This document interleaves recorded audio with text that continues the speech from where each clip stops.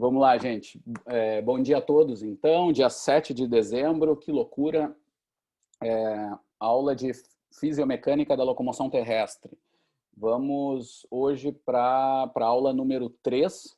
Né? Hoje nós vamos... O objetivo da aula é falar sobre biomecânica da locomoção, especialmente sobre aspectos cinéticos, mas a gente atrasou um pouco o conteúdo, então eu vou continuar ali o conteúdo na parte de aspectos cinemáticos da locomoção, tá? Pessoal, deixa eu só fazer alguns avisos, tá? Eu tô fazendo o registro de controle das entregas dos trabalhos, a gente colocou isso que fica até o horário da aula, né? Então, eu não tenho um controle total, que eu vi que alguns enviaram agora, faz pouco tempo, né? Então, não tenho um controle geral, mas depois da aula eu vou anotar. Mas eu só aviso assim, ó, que se sintam à vontade de me entregar quando puder. Eu só sugeri de não deixar acumular as coisas para ajudar vocês, assim, para a coisa não ficar tão complicada, tá? E outra coisa que eu vejo, assim, alguns alunos, parece que quando eu pergunto, eles meio que ficam na dúvida. Então, eu reforço, assim, o sentido de buscar ajuda, tá? Então, eu não consigo usar tal instrumento.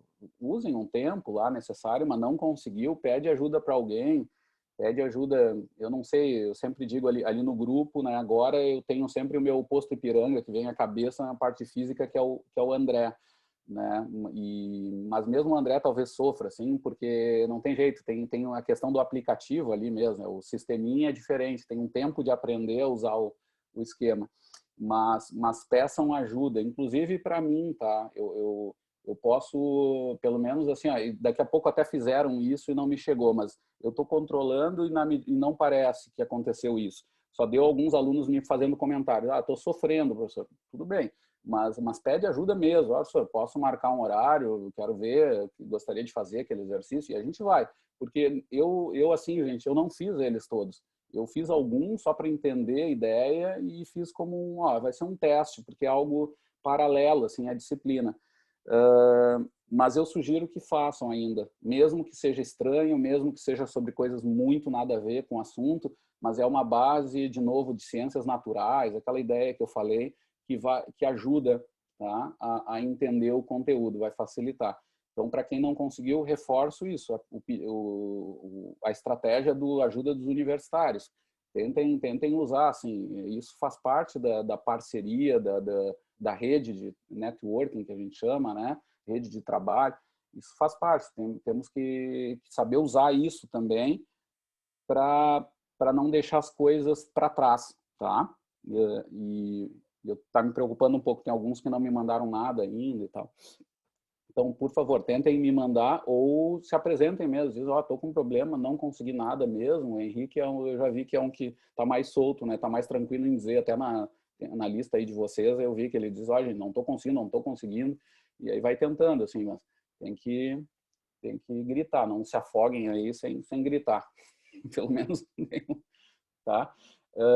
Pessoal, outro aviso... Não, eu acho que é isso. Vamos lá. Vamos tocar a matéria. Vou começar aqui compartilhando.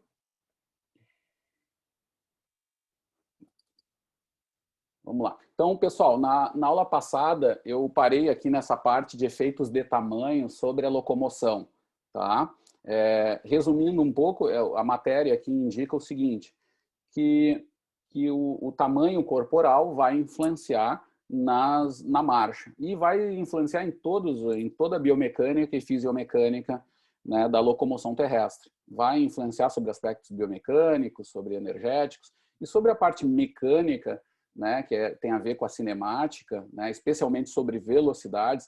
Eu tenho uma forma de controlar esse efeito de tamanho, né, por uma técnica, por uma teoria, que é a teoria das similaridades dinâmicas, que é uma estratégia de controle não linear do tamanho sobre a mecânica de locomoção. Tá? E, resumindo um pouco, matematicamente, eu tenho o controle dessa velocidade através da determinação do número de Froude. O número de Froude seria uma variável que ela pode ser chamada como uma velocidade relativa. Tá? Então, é a forma de eu poder dizer que realmente isso serve. Em algumas situações não servem. A gente estava falando com o Léo recém sobre o Troféu Brasil. Seria legal botar lá a estatura, o comprimento de membro inferior, jogar nas velocidades e ver que, na real, alguém está tendo alguma vantagem sobre o outro. Até nesse caso podia ajudar o Léo, porque eu acho que o cara que ganhou lá era um pouquinho mais alto, me parecia, talvez eu esteja enganado.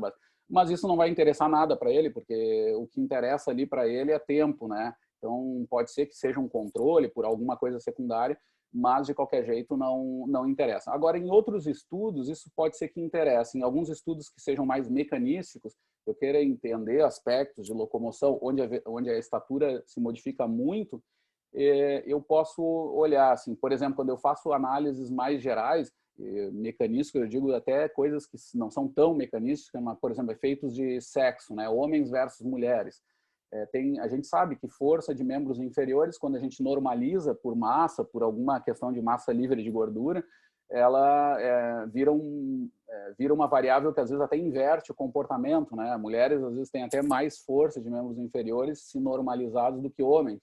Então muitas vezes é importante ter essa forma, tá? E a forma melhor é esse número de Froude. E ele também é um marcador de dois aspectos importantes, que é a velocidade ótima, né, de caminhada, a VOC, né, e também a velocidade de transição, que estaria próxima à velocidade ótima de transição também, que estaria em torno de 0,60, né, no número de Froude, tá? Que isso daria lá em torno de 7, 8, 9 km por hora. Tá? E o 0,25 seria em torno de 13,5, 4,5 km por hora, 5 km por hora, dependendo da estatura, do comprimento de membro inferior. Pessoal, lembrem que vocês podem perguntar, tá? Eu me empolgo aqui, mas, por favor, parem aí. Parem tudo para perguntar quando for interessante. Pessoal, vou falar agora das determinantes de marcha. É uma teoria proposta nos anos 50 por um grupo de pesquisadores da área de ortopedia dos Estados Unidos, numa escola muito famosa, até da análise de marcha, que ganhou força, especialmente com estudos de veteranos de guerra, muita gente amputada, muita gente precisando de reabilitação. Isso movimentou muito, eu diria até mais do que só a área da análise de marcha ali, toda a área de locomoção teve um impulso muito importante também em função dessa questão histórica aí, de reabilitar, né, pessoas que vinham da guerra, que era um problema numa escala muito grande, né, nos países lá nos Estados Unidos e Europa. E essa escola vai fazer uma proposta de determinantes de marcha, né? Aqui a gente entra numa análise já cinemática, onde a gente sai de uma análise, eu diria assim, unidimensional ou bidimensional para algo tridimensional. Nós vamos ver que vai ter muito bidimensional, mas só para vocês entenderem, quando a gente fala em variáveis espaço-temporais, comprimento, frequência de passada, tempos, o que a gente faz? A gente considera as etapas, né, do ciclo de passada ou toda a passada no seu aspecto temporal ou espacial, mas a gente entende que todo esse fenômeno, embora ele seja marcado por questões pontuais, como eu falei, tocar o pé no chão, na verdade é uma análise do corpo como um todo. É o corpo em contato com o solo, é o corpo se deslocando a uma dada velocidade, é o corpo fazendo um ciclo que não está ali explícito o ângulo X e tal, numa análise unidirecional, é o corpo se deslocando. Ah, mas ele saltou muito e o comprimento de passada dele aumentou. Tudo bem, mas o que interessa ali é que o comprimento aumentou. O dado objetivo dessas análises até então são unidirecionais, é do corpo como um todo se deslocando no espaço. Tá? Ou seja, deixando de lado várias coisas, né? Que o corpo oscila, né? Mesmo bidimensionalmente, e até a gente tem ações tridimensionais no meio, né? Que são as rotações fora do plano sagital, por exemplo, né?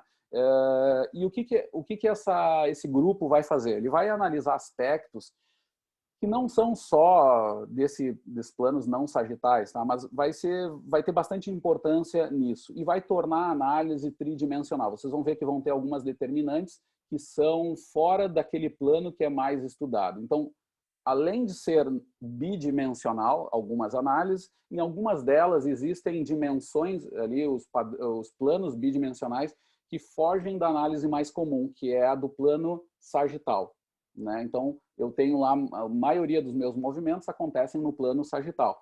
né? Então, eu tenho flexões, extensões, né, de joelho, de ombro, eu tenho as flexões plantares, dorsiflexões no tornozelo. Esses são os principais movimentos, mas não são só esses. Eu vou ter movimentos também no plano frontal ou coronal, então aqui, gente, nessa tipo de análise, e vou também ter movimentos no plano transverso, que vão ser nesse sentido, né? Por exemplo, das minhas cinturas, né, escapular e pélvica, né? Muito bem. O que eles vão ver? Que vão ter 6 padrões muito importantes de análise que vão refletir diretamente sobre o que eles vão chamar, aqui eu até acho que eu tirei, mas vão chamar de eficiência, que ele nunca foi bem abordado isso, mas especialmente vai restringir a funcionalidade e a energética, a economia de marcha, porque quase sempre vão estar ligados a quando essas determinantes estiverem prejudicadas, né, pioradas de alguma forma, quase sempre vão aparecer ali movimentos desnecessários da parte superior do corpo, verticalmente ou horizontalmente. A gente vai ver agora, tá? Em cima dessas determinantes. A primeira delas, pessoal, determinante de marcha 1, é o tilt pélvico, tá? Tilt pélvico. Ele acontece durante a fase de balanço da perna, tá? Onde a tarefa ali vamos pensar assim, nós temos as duas articulações, né, coxo-femoral, os quadris, né, a gente vai chamar ali, né? O que acontece? Durante a fase de balanço, a perna que vai à frente, na pelve, ela tem esse caimento aqui, ele tem esse padrão de movimento jogando a pelve à frente, tá? Como vocês estão vendo um pouquinho aqui na figura, tá? Bom, o que acontece, pessoal? Essa tarefa, tá, desse padrão de movimento é, de certa forma, atenuar o aumento de altura do centro de massa, né? O que acontece? Quando tu está com a perna de apoio no solo, tu tens lá um padrão que a gente chama do pêndulo invertido, né? A nossa perna, ela se torna uma espécie lá de uma estrutura fixa, né? Onde eu tenho lá um certo arco de trajetória. E isso vai ser muito parecido com o que acontece no centro de massa. Mas, de certa forma, eu atenuo essa oscilação do centro de massa, ou seja, elevando o centro de massa e diminuindo durante essa fase de apoio simples, que fica mais fácil da gente entender, com esse tilt pélvico. A boa parte do corpo nosso não se eleva, né, como é da parte mais de apoio, né? Então, ele passa com menos oscilação, né? Ele até tem oscilação, a gente pode ver aqui graficamente, mas é menos do que poderia ser, né? A pelvis, então, inclina para baixo, lateralmente, né? Do lado da perna que realiza o balanço. Que mais aqui? Só é possível, então, essa perna de balanço não tocar no solo se existir também, além disso, eu tenho acompanhando essa perna, o swing leg aqui, a perna de balanço, ela tem que estar acompanhada por uma flexão de joelho e dorsiflexão do tornozelo. Senão, eu arrasto o pé no chão. Imagina a perna caindo para fazer o balanço e abater. Então, eu tenho esse padrão ali que é importante. E ali já começam a aparecer coisas, né? Quando eu não tenho, por exemplo, essa dorsiflexão atuando, eu tenho ali o problema já dos hemiplégicos, né? O pessoal com AVC, por exemplo, né? Onde não tem a ação, muitas vezes, dessa dorsiflexão do pé, o pé fica caído, digamos, e para não arrastar o pé no chão, o que o paciente faz? Ele faz esse movimento ali, essa ação da pelve mais alta para não arrastar o pé no chão, né? E aí vira aquele movimento até com uma rotação muito grande lá de coxo femoral. Tudo isso a gente sabe que paga um preço energético muito grande. E é um exemplo de uma quebra dessa determinante de marcha, do tilt pélvico, né? Nesse caso. Tá? E para tudo isso eu vou precisar de mais energia, tanto de ação de músculos ligados a controle motor, quanto aos próprios propulsores, tá? Que necessitam elevar esse corpo mais para cima, né? Mais verticalmente do que seria num padrão normal com o tilt pélvico preservado, né?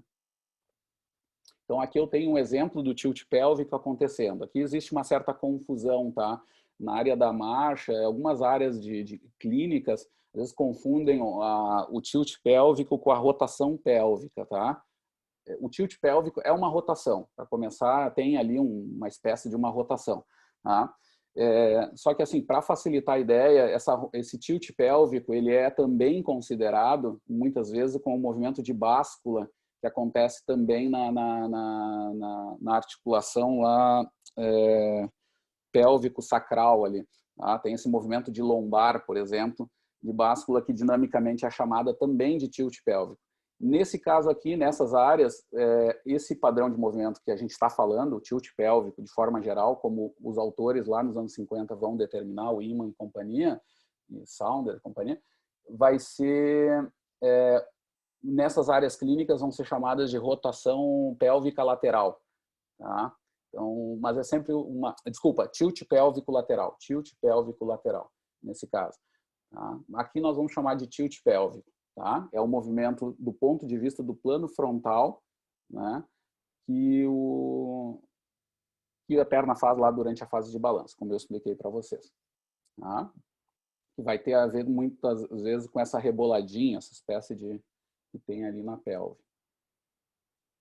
Ok? Agora, a rotação pélvica, gente. Rotação pélvica, ela vai acontecer não mais no plano frontal, e sim no plano transverso. É como se vocês pegassem a câmera, tá? Nós estamos enxergando o padrão de movimento, e agora não é mais pela frente, onde eu veria o tilt.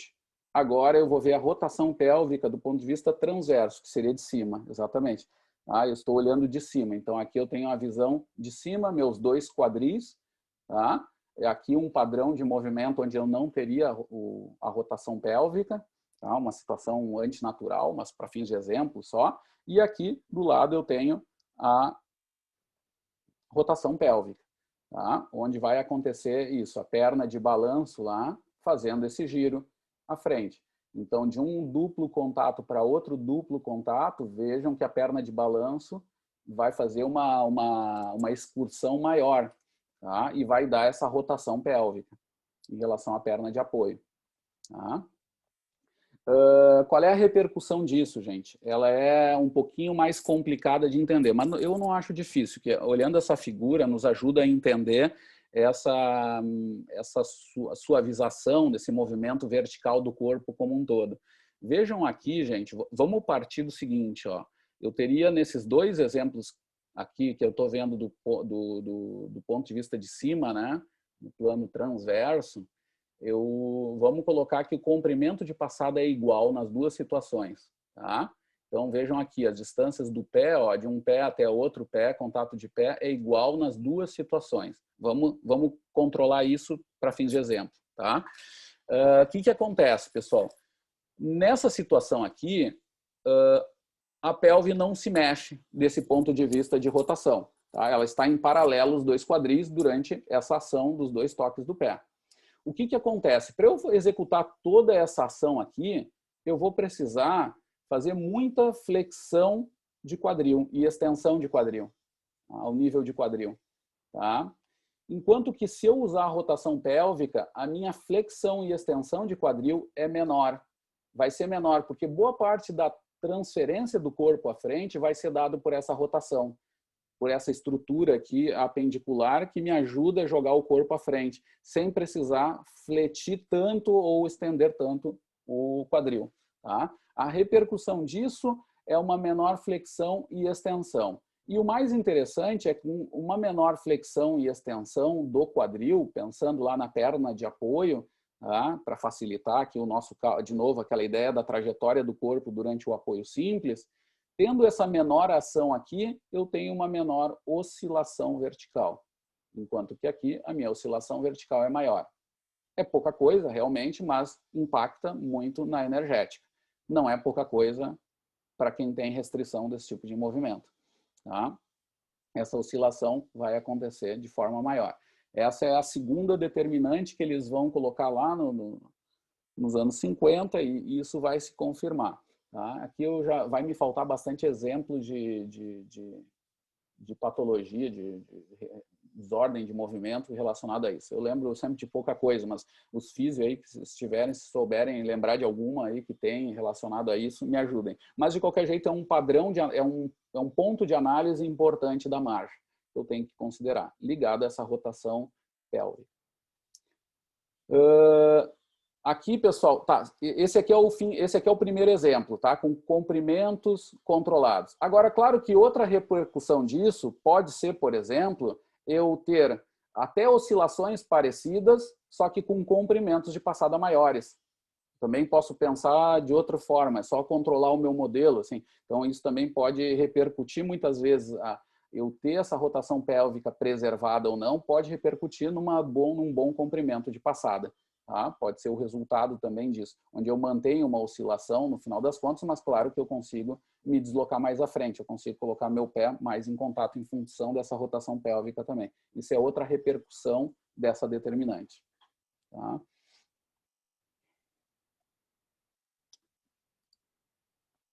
Então, aqui eu tenho um exemplo, pessoal, da trajetória aqui vamos colocar desse quadril, né, ou do centro de massa, onde essa rotação pélvica não está funcionando. Então, vejam ali, eu tenho um movimento, não sei se vocês escutam até o barulho, você escuta esse barulho? Não estão ouvindo os tacos? Ah, que pena, às vezes. Não ouvimos. Ah, que pena. Bom, mas tudo bem. Mas seria um barulho mais duro, assim, uma batida mais dura, porque essa rotação pélvica vai auxiliar também numa certa absorção de impacto, um movimento mais sinuoso.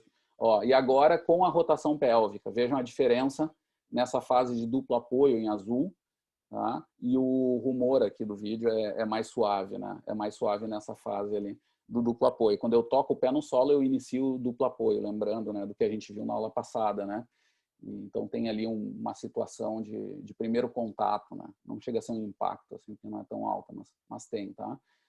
E essa rotação pélvica vai me ajudar nessa suavidade dessas vibrações, né?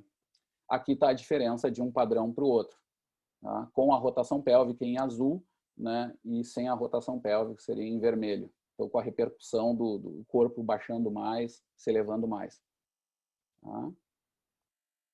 E aqui é um exemplo onde a rotação pélvica pode ser fixa, que é o caso do salto alto. Que eu sempre digo, quando tem esse assunto, eu discuto com o Zaro isso há anos. O Zaro defende o uso de salto alto porque deixa, segundo ele, as pernas das mulheres mais bonitas, né? Eu acho que é um sinal de retrocesso da nossa sociedade. Eu sei que eu sou tido, sempre o pessoal me detona, mas faz muito mal mesmo, né? Tem repercussões, mas eu sei que a gente faz mal ao nosso corpo de maneiras muito diferentes, então não sou hipócrita para dizer. Eu já fui estudar lá no Nepal com os caras que perdem os dedos lá para subir, que adoram, né? Então, o louco tem para tudo, né? Quem sou eu para ficar julgando? Mas não faz bem, né? Traz muito mal mesmo ao sistema, ao aparelho locomotor, o uso disso, inclusive perder a rotação pélvica, né? E diminui muito o comprimento de passada. Vamos lá. Pessoal, a terceira determinante mecânica, né, é sobre a flexão do joelho na fase de contato. Tá? Até isso já para a gente ver uma das restrições do nosso modelo pendular, que eu falei para vocês. O modelo pendular vai assumir, inclusive o Minetti vai tratar esse paradigma de marcha pendular como um paradigma, como um sistema rígido, né? Porque eu teria ali uma perna de apoio que seria rígida e faria aquela varredura, né? Aquela trajetória que seria parecida com de um pêndulo invertido, né? Oscilando lá sobre as leis lá do modelo físico pendular. A gente sabe que no mundo real, no experimento, não é bem assim, né? A teoria não é tão perfeita assim, porque há uma flexão e uma extensão do joelho durante o contato, tá? Ela é pequena, tá? Em torno de uns 5, 4 graus, mas existe, e ela tem uma função de controle de movimento que está ligado, de certa forma, às vibrações, né? Durante essa flexão eu vou atuar ali com extensores de joelho, sustentando, e eu vou, de certa forma, mitigar as vibrações, os bad vibrations que eu chamo lá, que estão ligadas a impacto, né? Mas também tem uma função que está ligada a determinante de marcha, que é simplesmente atenuar a oscilação do centro de massa verticalmente. Então, há ali também uma estratégia de uma redução desse centro de massa. Tá? Embora a gente tenha que saber o seguinte, pessoal, esse é sempre uma otimização. Tá? Essa determinante, por exemplo, alguém poderia dizer, mas se ela é uma determinante e é super importante, então nós deveríamos caminhar em joelho fletido, né, para deixar o centro de massa nosso retinho e não oscilar verticalmente nada, né, durante a marcha. Não é assim, né? O estudo lá do Groucho Running, né? Um artigo clássico da área de locomoção, do professor McMahon, mostra que não é assim. Quando eu faço isso em demasia, muito fletido durante toda a fase, não só ali, mas toda a fase de ação do centro de massa, meu centro de massa passa reto mesmo, não oscila nada, mas meu gasto energético aumenta muito. Não é um resultado bom, não é uma estratégia boa. E é por isso que nós não fazemos isso naturalmente. Agora, uma leve flexão, sim. Tá? Na área do controle motor, essa flexão também é chamada de ponto de reversão, tá? do sistema de controle motor. E ele é importante porque toda a tendência de movimento ali é de uma extensão. Tá? Quando eu estou colocando a perna no solo, meu joelho vai fazendo tem um padrão de extensão. Tá? E quando toca o pé no solo, ele inverte esse padrão de extensão e rapidamente faz uma flexão e depois volta para o padrão de extensão. Tá? E é por isso que é chamado de reversão. Isso é um marcador até de controle motor, de quando acontece isso. E tem alguns pacientes que perdem isso, quando tem muita fraqueza muscular, por exemplo, etc. Eles não conseguem ter às vezes, problema de controle geral, mas muitas vezes devido a uma redução de força, e isso faz com que a marcha perca muito o padrão otimizado e gaste muita energia. Tá? E também, de novo, ligado a movimentos verticais, né, das partes superiores, que vai ser do corpo como um todo, mas, claro, vai agir sobre tronco, cabeça. Né? Determinante mecânica número 4, um outro ponto de análise aqui, que esse é bem típico, até nas análises de corrida a gente faz, que é analisar muito o contato inicial, né, seria, e depois o contato final. Tá? A determinante 4 se trata do contato inicial. E ali tem uma função do pé, tá? O nosso design, a anatomia do pé ali tem uma função, tá? Inclusive de aumento ali com o toque do calcanhar, um aumento artificial desse comprimento de membro inferior, tá? Com essa dorsiflexão. Tá? Então eu faço uma dorsiflexão e meu calcanhar ele faz esse padrão de movimento, porque lembrem que a linha do tornozelo ali não está exatamente sobre o calcanhar, está um pouco à frente. Então quando eu faço esse movimento, é como se eu aumentasse um pouco esse comprimento de perna. Tá? E ali começa a primeira fase, né, que é a sustentação do corpo, ali, que dura em torno de 10% da marcha. Né? Desde o primeiro toque, que é chamado de heel strike, até o apoio completo do pé, é em torno de uns 10% daquela fase inicial de marcha, onde eu tenho ali o duplo apoio. Né? E lembra que no primeiro toque, o outro pé está em contato com o solo ainda. Né? Então, eu tenho essa fase aí com essa função desse aumento de comprimento. E tenho o mecanismo do antepé. Eu tenho, então, o determinante 4, né, ligado a calcanhar, e do antepé no final do contato. Né? Quando o meu pé lá, então, está próximo à retirada, né, então eu tenho primeiro uma elevação do calcanhar, que acontece em torno de 10% antes do despregue total desse pé. Né? Eu tenho esse movimento ali de flexão plantar, que vai também fazer com que eu aumente o comprimento de passada de forma artificial. Né? Ele tem, para esses dois, os autores dão esse mesmo peso. Né? Com esse aumento de comprimento, eu consigo deixar meu padrão de marcha um pouco mais suave, né? E não tanto marcado, assim, com grandes vibrações também e tantas oscilações verticais. Então, seria isso, um aumento artificial do comprimento de membro inferior, né? Aumentar um braço de alavanca ali. E temos que lembrar que essa fase final, gente, ela é importante como um propulsor à frente do corpo. Né? Depois a gente vai ver na eletromiografia, o gastrocnêmio vai participar de forma importante e vai ter ação óbvia aqui nessa fase final também. Não só aqui, né? Toda a segunda metade do contato, mas aqui vai ser importante também. Tá? Essa flexão plantar do tornozelo. A determinante 6, gente, é a que eu tenho às vezes mais dificuldade para explicar, tá? Que é a do deslocamento lateral da pelvis. Né? Então, ela está ligada pelo padrão de movimento, eles vão afirmar, e pela, assim, cinematicamente falando, pela distância médio-lateral dos pés no solo, pé esquerdo, pé direito. Tá? Então, quando eu tenho marchas lá, por alguma razão, de tarefa ou algum problema de restrição interna, neurológica, né, desordem e tal, eu tenho que abrir meu comprimento de passada,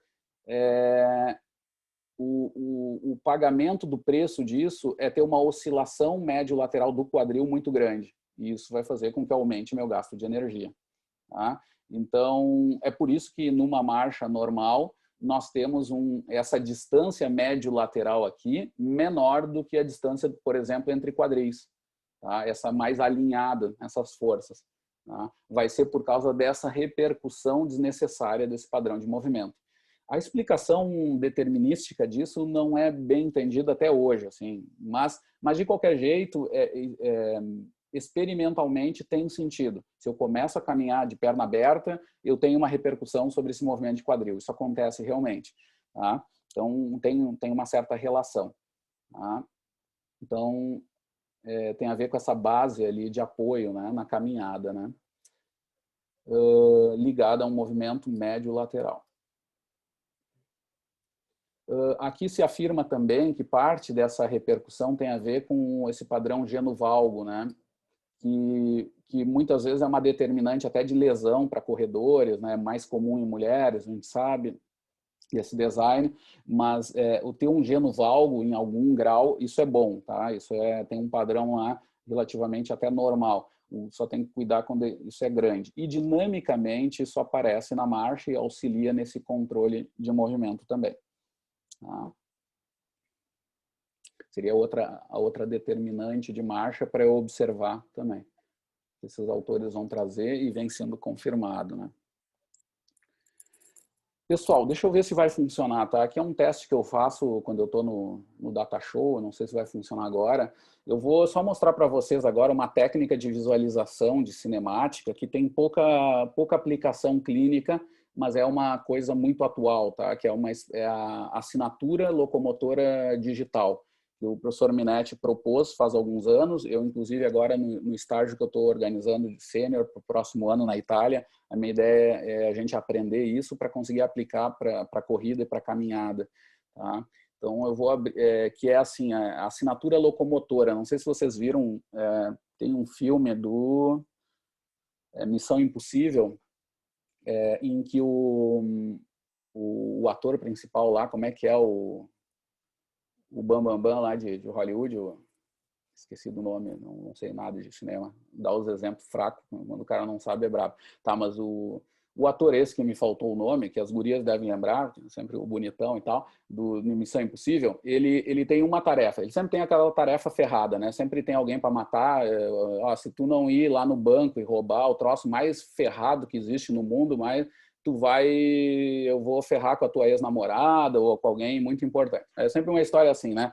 Bom, aí numa dessas ele tem que entrar no banco mais fechado do mundo, que tem todo um sistema de controle. Tem a questão da leitura de olho lá, de retina, né? Aí arranca o olho de alguém, bota lá, o cara faz. Até ali isso é fácil, né? Isso é barbada para ele. Tem as senhas, a louca, que só ele consegue descobrir, não sabe como. Tem não sei o que nuclear, ele quebra tudo que é ferro, mais ferrado do mundo, mas aí tem uma coisa a mais ainda, porque o filme sempre tem uma carta na manga, sempre tem um negócio para dizer, agora ele se ferrou mesmo, ele nunca se ferra, né? Que é o seguinte, além de ter a leitura essa toda individual, de dedo, que arranca dedo, bota lá, isso aí até os médicos do Rio já fazem, né? Bota lá as luvas lá com os digitais de todo mundo e os caras fazem a presença, essa é barbada. Além de tudo isso, os caras criam uma nova, que é a leitura da marcha. Tem umas câmeras passando, o cara tem que ir caminhando e as câmeras analisam essa marcha do cara num desses filmes, né? E aí foi engraçado, porque eu estava na Itália lá, e a professora Zamparo ligou para nós dizendo, vocês viram o último filme? Aí, claro que eu não tinha visto, né? E aí eles comentaram, viu? Tem ali a assinatura digital locomotora. Aí eles até brincaram, disseram, os caras foram bons, né, na ficção, mas é nós que criamos essa assinatura, especialmente o professor Minetti, né? Então o professor Minetti faz isso. Ele faz a assinatura digital, onde cada um vai ter lá as suas componentes que vão ser ligadas a um movimento harmônico do centro de massa. Tá? Que é através de séries de Fourier, que é uma boa forma de avaliar padrões harmônicos que se repetem ao longo do tempo. tá? E a partir dali vai sair uma trajetória desse centro de massa, como se a pessoa estivesse caminhando na esteira. É uma forma de visualizar isso. E as diferenças do padrão de marcha vão aparecer daquele comportamento do centro de massa na esteira. E é bastante bonito de ver assim. Então, deixa eu ver se eu consigo mostrar aqui para vocês. Isso eu testei faz uns dias, mas eu agora, antes da aula, não testei. Então, a chance de não dar certo é muito grande. Vamos ver. Viu? Primeira forma já não foi.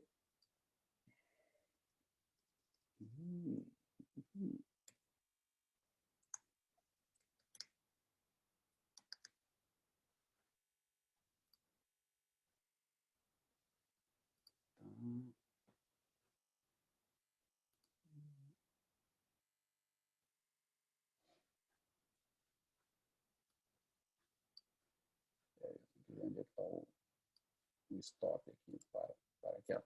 Socorro. Pause. Tá. Agora, a gente vem aqui. Para compartilhamento. Compartilha. Estão vendo aí, gente? Tá. Esse aqui é o Lissajous Contours. O Lissajous é o nome do francês que inventou essa matemática que depois o Minetti transformou numa série de Fourier, mas a base disso é Lissajous.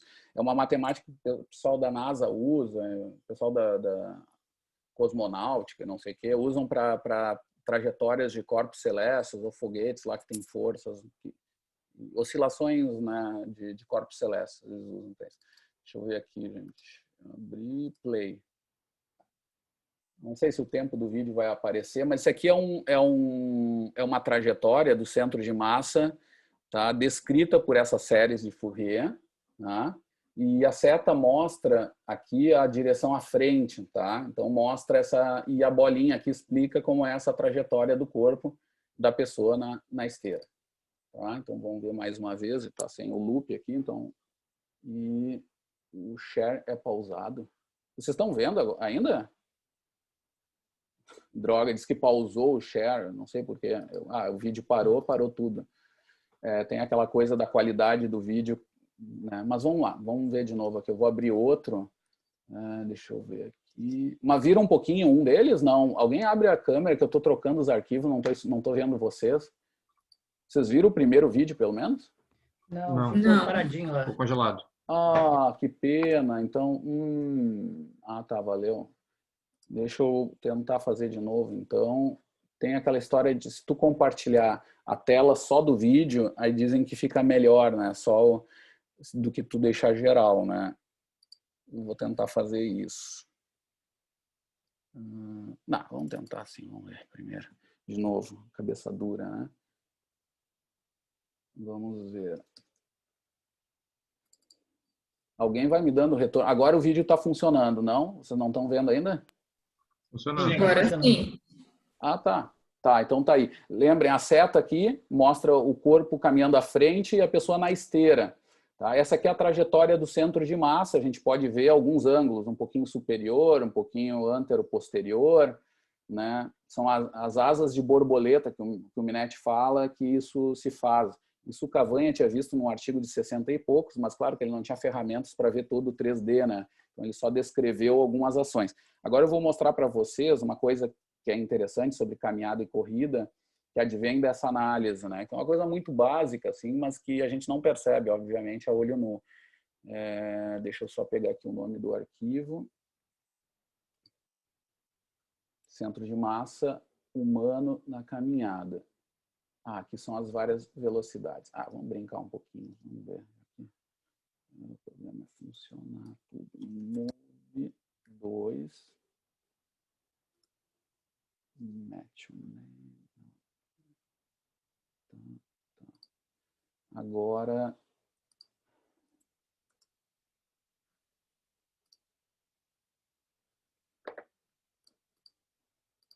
Vocês não estão vendo, né? Estamos vendo. O vídeo estava aparecendo? Eu dei um pause, né? Estava aparecendo.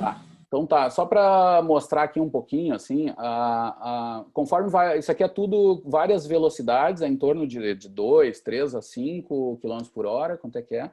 É de 3 a 6 km por hora, a menor é a 3 km por hora, até 6 km por hora, ou seja, as asas de borboleta vão aumentando conforme vai aumentando o tamanho da asa de borboleta, que a gente sabe que tem a ver com oscilação vertical, por exemplo. Ao contrário da corrida, que vai diminuindo conforme aumenta a velocidade, na caminhada vai aumentando.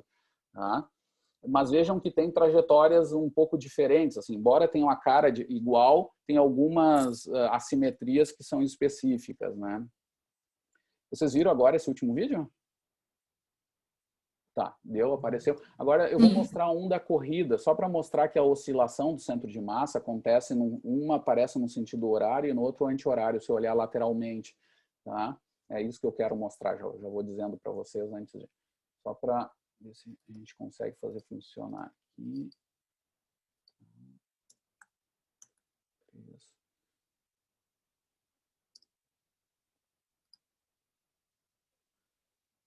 Vou pegar um embalo agora que está... Me digam aí se estão vendo. Estão vendo?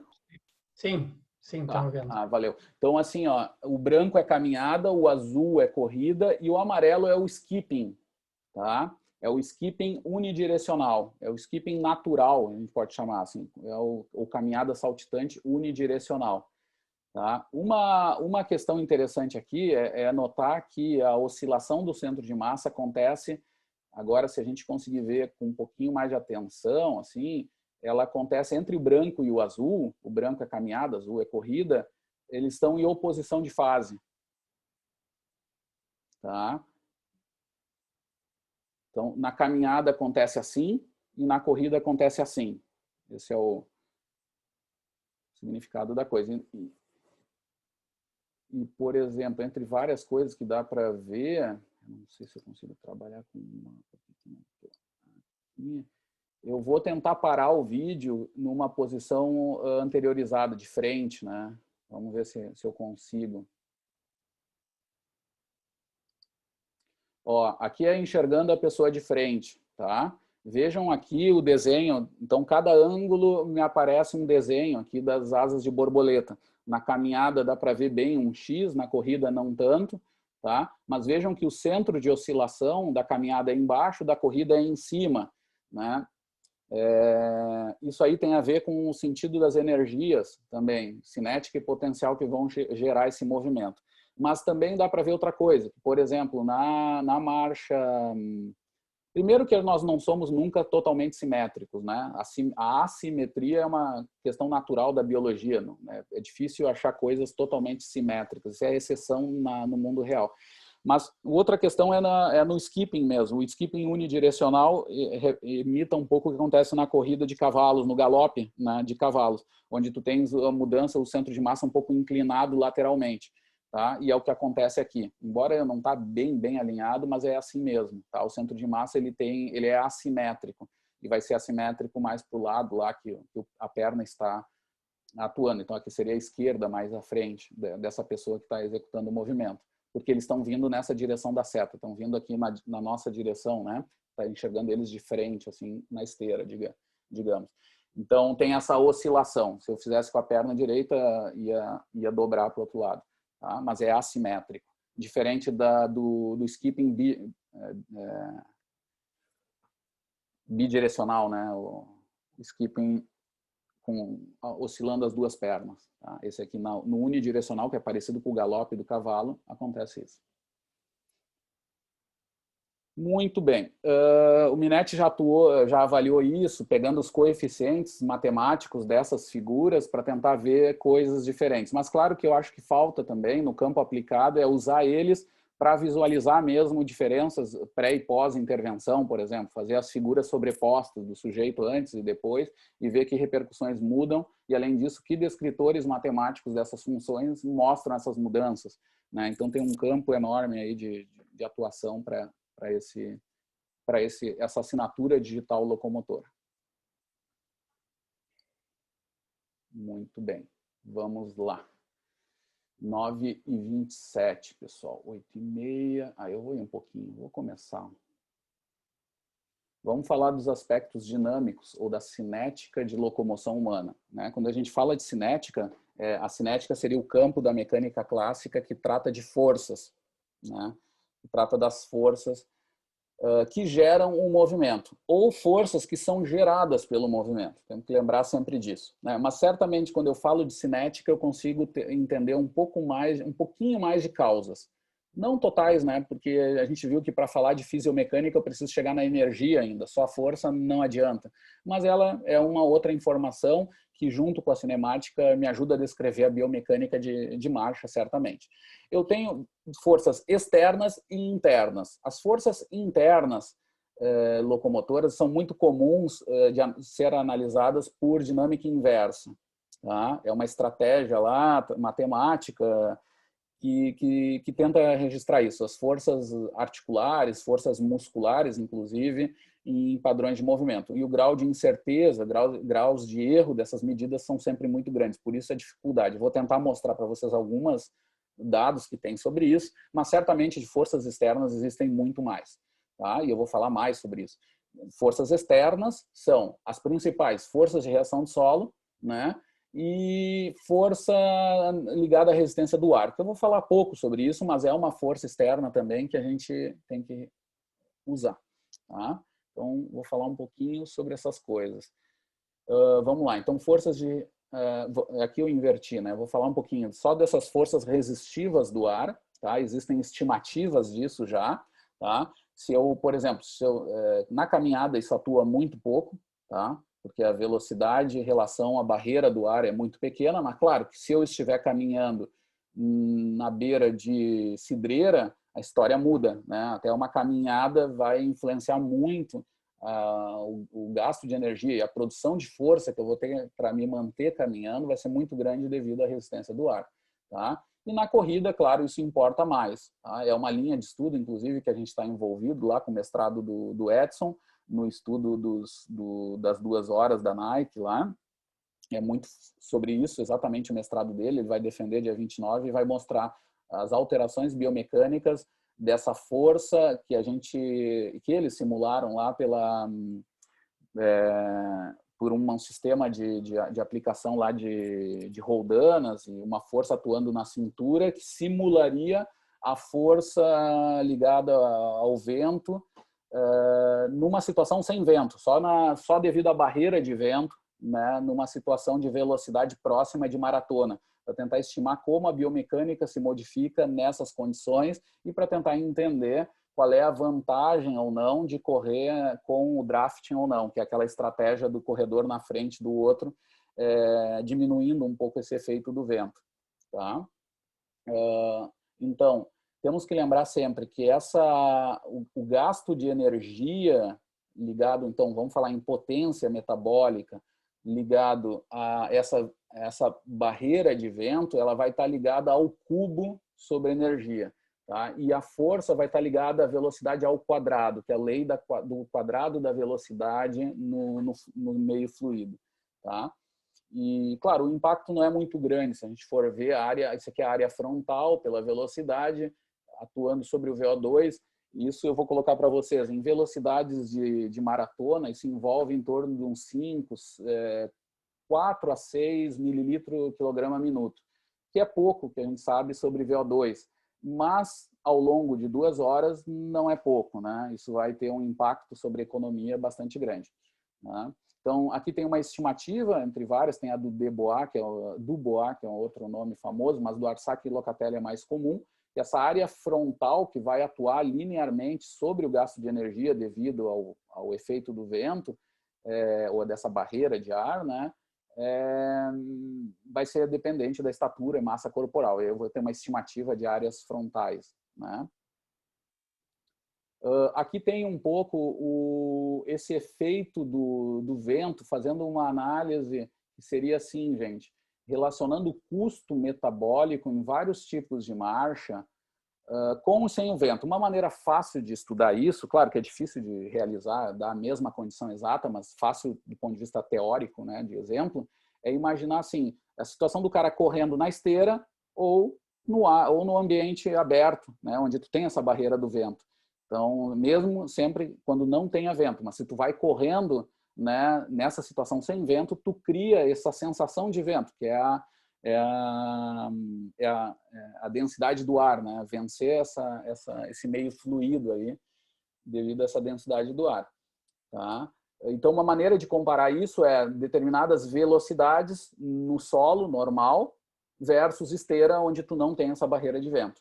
Tá? E o que o Di Prampero mostra são um monte de dados que ele colhe e outros colegas ao longo da vida dele sobre vários tipos de movimento. Então, aqui a gente tem a situação de corrida, que nos interessa.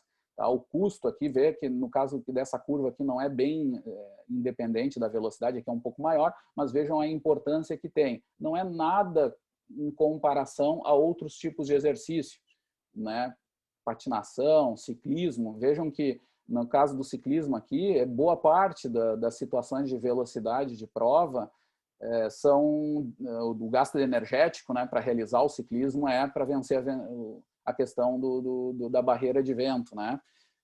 E aí se torna super importante. Para nós vai ser muito pequena. A curva de marcha mesmo aqui, as linhas estão sobrepostas, não aparecem, né, não é por acaso, porque realmente não tem influência. Na marcha aqui, por exemplo, atlética, já começa a ter um pouquinho mais de influência, porque as velocidades são bastante altas, então tem um pouco de efeito. Tá? Nas corridas de distância, é um pouco pequena, mas é como eu falei para vocês, é o pequeno que o pessoal está tentando entender um pouco e tentar até controlar aí para ter alguma vantagem. Tá? Em estratégias de tática de prova, em equipes e etc. Tá? Aqui a gente consegue visualizar. Isso é de um gráfico do livro do Di Prampero.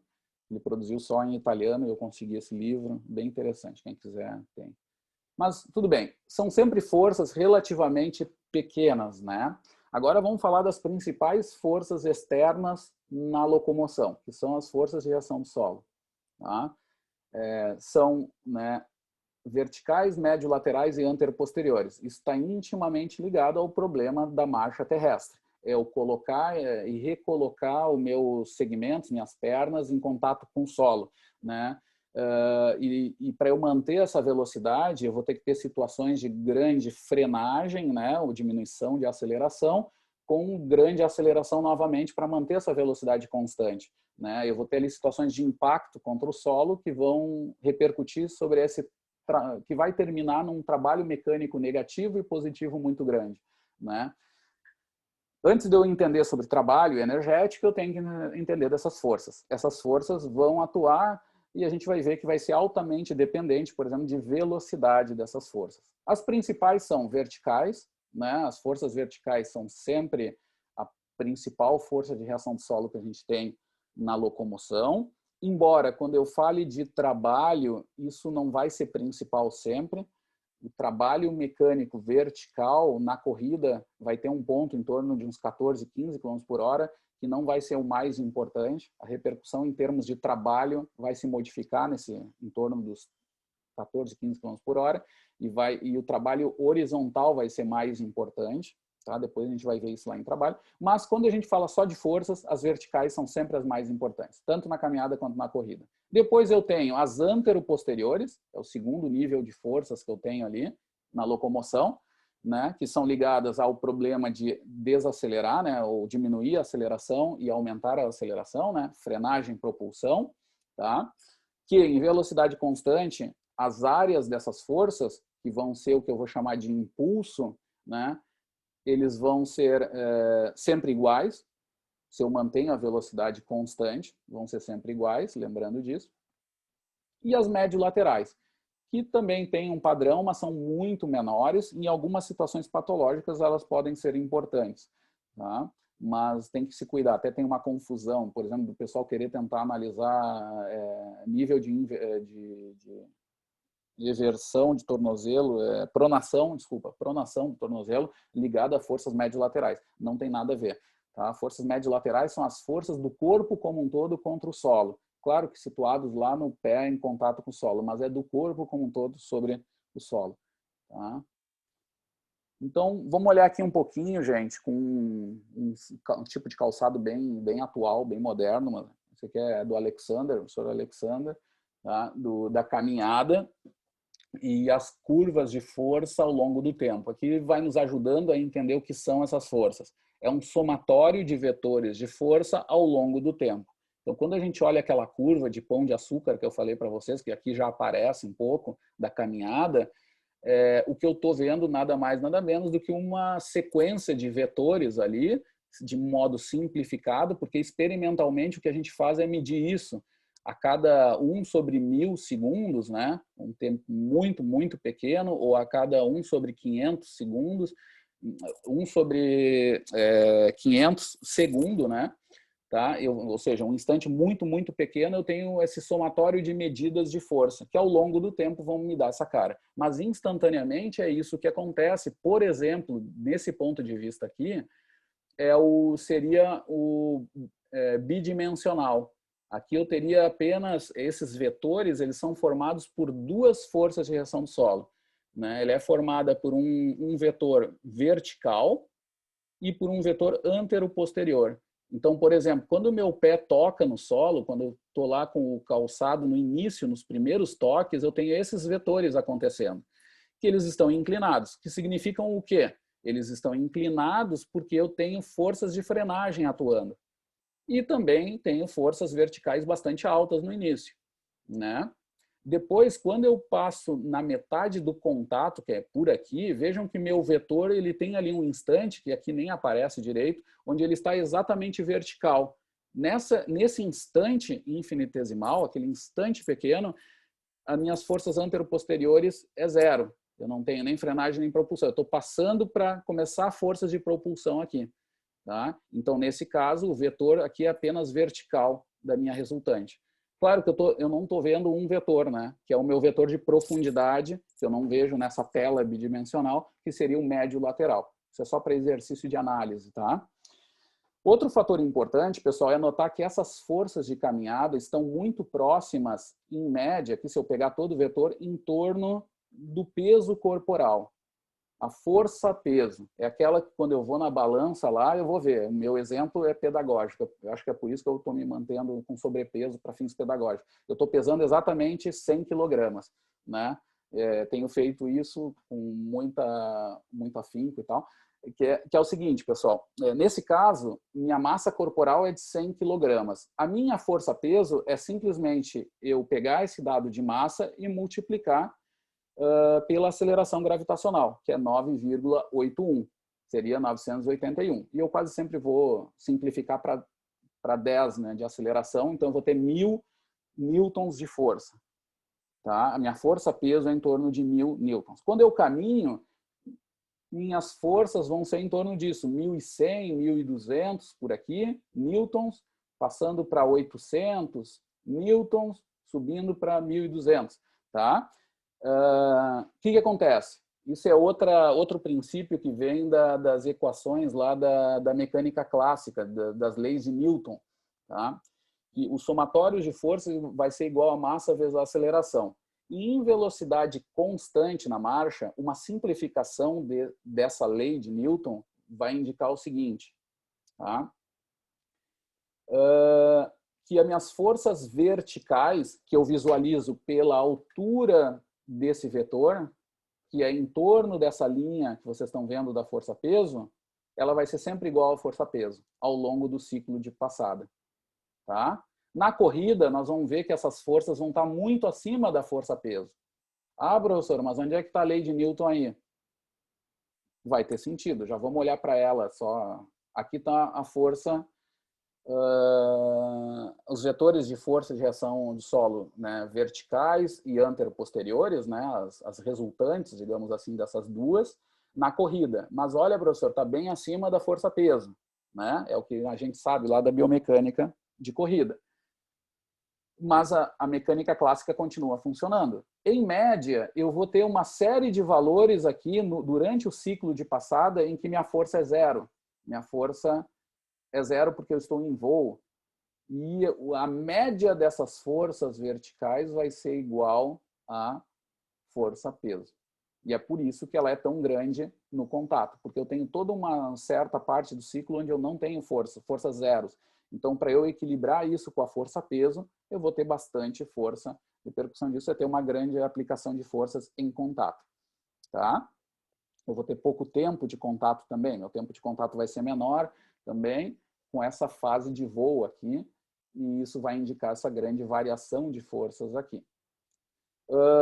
Outra aplicação interessante dessas forças, olhando aqui, começando a olhar essa curva, sem olhar para a curva contínua, que a gente está mais acostumado a ver, mas ainda dando tempo para a gente entender essas forças desse modo, vejam como o vetor muda agora drasticamente, diferente da caminhada, onde era mais contínuo, mais progressivo. Isso vai ter uma implicação muito importante, que é a questão de lesão, né? Eu vou ter aqui o primeiro pico de força, que aqui não está claro, né? Porque os vetores não estão tão descritos aqui, mas aqui eu vou ter um pico de força, que eu vou chamar de força de impacto, que é uma definição que o Nigg vai trazer da literatura, que é a situação de grandes aumentos de força em até 50 milissegundos, tá? Que dá em torno lá de 20 vezes o tempo de um segundo. Então, nesse caso, gente, eu vou ter aqui uma grande aplicação de forças contra o meu corpo em pouquíssimo tempo. Como eu disse para vocês, daqui até esse pico aqui é menos de 50 milissegundos. Tá? Milissegundos. Que seria 1 segundo dividido por 20 partes. Ou seja, uma coisa muito, muito rápida. Rapidamente eu aplico quase que 2 vezes, aqui acho que está até em mais de 2 vezes o peso corporal. Vocês imaginem o peso corporal de vocês 2 vezes, né, sobre um pé só. Porque assim, ó, quando vocês se apoiam com o corpo, tá, em um pé só e ficam algum tempo nisso, numa tarefa, já começa a doer o pé, né, durante algum tempo. Imaginem receber uma carga dupla disso muito rapidamente. Né? O tempo é muito pequeno, então eu vou ter que... e aí eu vou chamar já de taxa de aplicação de força, que vai ter a ver com essa inclinação dessa curva aqui, vai ser muito grande. E ela vai ser um belo indicador de lesões, tá? Diferente da caminhada, né? Que tem muito menos essas curvas de impacto. Embora também eu tenha alguns tipos de problemas sobre essas vibrações na caminhada, só que são muito menores, obviamente, do que na corrida. Tá? Na corrida eu vou ter esse primeiro pico, muito rápido, algumas vezes desaparecido, que a gente vai ver por quê, e esse segundo pico, que seria da fase que o pessoal também chama de fase ativa da curva de força, ou propulsão. Muitas vezes não é propulsão porque ela está próximo da metade do contato. Tá? E essa aqui seria uma fase mais passiva. Né? Aqui se indicaria que as forças de reação do solo, as vibrações que atuam sobre o corpo, elas seriam transmitidas para estruturas mais passivas, que seriam ossos, articulações e algo de tendões. E aqui eu teria as forças seriam atenuadas muito mais por músculos. Vejam que é uma simplificação grosseira. Não quer dizer que os músculos estão desligados aqui. Obviamente que os músculos estão ligados aqui. Tá? Mas o que se sabe é que a predominância do equilíbrio de forças para atenuar, para sustentar essas forças, elas vão ser mais para estruturas passivas, aqui durante uma excêntrica muito potente e aqui durante uma concêntrica muito potente, onde a gente sabe que aqui vai ter uma atuação mais de ligações de pontes cruzadas, etc. E muitas vezes vão ter tipos de lesões aqui, como tem dos isquios tibiais, mais nessa etapa de acelerações ou devido a uma lesão mesmo por repetição. Tá? A maioria das lesões por repetição vão acontecer nessa primeira fase aqui. Tá? Vamos olhar um pouquinho os vídeos de novo, gente, para dar tempo para visualizar as coisas, né, o que o vídeo proporciona, agora sem tanta explicação, né, mas mais enxergando só o fenômeno. Né? Caminhada e agora a corrida. Um joguinzinho bem morto, né? Muito bem. Aqui a gente tem a curva de corrida, curva de livro. Né? Quase sempre no mundo real não é tão bonita assim, mas a gente tem aqui. E uma divisão básica que a biomecânica costumeiramente traz, que é de absorção ou frenagem, né? Com o pico de impacto aqui o pico ativo e a segunda fase de geração. Isso aqui já vai nos dar uma ideia de energia. Aqui eu vou estar absorvendo energia do ambiente, e é verdade. Eu vou estar realizando uma ação excêntrica dos meus músculos, das minhas unidades músculo-tendão, de forma geral. Tá? Eles vão estar alongando durante essa fase e aqui vão estar encurtando, produzindo trabalho positivo ou de geração. tá? Positivo ou de geração. Propulsão também chamado. Aqui tem uma outra divisão, um gráfico muito antigo de SAD, para algum saudosista aí que queira ver, esse eu produzi, não sei, deve fazer uns 25 anos mais ou menos, mas quase tudo isso aqui ainda vale. Então eu tenho aqui o pico de impacto, eu tenho aqui, vejam só, gente, essa primeira derivada da curva de força ao longo do tempo, que eu posso calcular ela de modo aritmético, simplesmente pegando o valor A, então de 0 a A, né, dividido pelo tempo em que ocorre essa curva, e aí eu vou ter aqui o B, que é a minha taxa de aplicação de força, ou de aceitação de peso. Alguns autores no Brasil usam também essa nomenclatura. Tá?